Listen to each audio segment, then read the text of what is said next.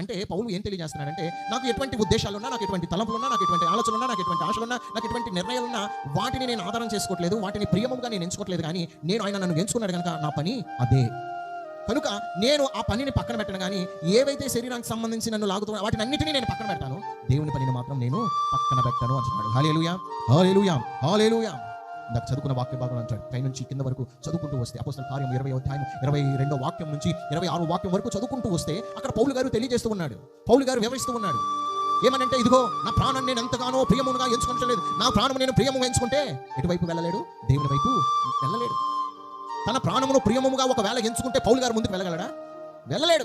అందుకనే చెప్తున్నాడు వెంబడించిన వారికి, ఇదిగో నా ప్రాణమును నేను ఎంత మాత్రమును ప్రియముగా ఎంచుకోవట్లేదు, కానీ ఆయన పని కొరకు నేను సిద్ధపడ్డాను. ఆయన పని కొరకు, ఆయన దేని కొరకు ఏర్పాటు చేసుకున్నాడు, దేని కొరకు నిర్ణయించుకున్నాడు, ఆ పని కొరకే నేను సిద్ధపడి వెళుతూ ఉన్నాను. నాకెంత మాత్రమును కూడా ఈ ప్రాణానికి సంబంధించి నా ప్రాణమును కూడా నేను లెక్క చేయలేను. నాకు ఎన్ని తలంపులన్నా రాని, ఏ ఆశలు అనబోచ్చని, ఎటువంటి తలంపులన్నా రాని, నేను వాటిని అన్నిటిని అందరిని విడిచిపెట్టి నేను దేవుడు నన్ను ఎంచుకున్న నిమిత్తం ఆ పని కొరకే నేను సిద్ధపడ్డాను అని పౌలు వెంబడించిన వారికి తెలియజేస్తున్నాడు. అంటే పౌలు ఏం తెలియజేస్తున్నాడంటే, నాకు ఎటువంటి ఉద్దేశాలున్నా, నాకు ఎటువంటి తలంపులున్నా, నాకు ఎటువంటి ఆలోచనలున్నా, నాకు ఎటువంటి ఆశలున్నా, నాకు ఎటువంటి నిర్ణయాలున్నా వాటిని నేను ఆధారం చేసుకోవట్లేదు, వాటిని ప్రియముగా నేను ఎంచుకోవట్లేదు. కానీ ఆయన నన్ను ఎంచుకున్నాడు కనుక నా పని అదే. కనుక నేను ఆ పనిని పక్కన పెట్టను. కానీ ఏవైతే శరీరానికి సంబంధించి నన్ను లాగుతున్నా వాటిని అన్నిటినీ నేను పక్కన పెడతాను, దేవుని పనిని మాత్రం నేను పక్కన పెట్టను అంటున్నాడు. హల్లెలూయా, హల్లెలూయా, హల్లెలూయా.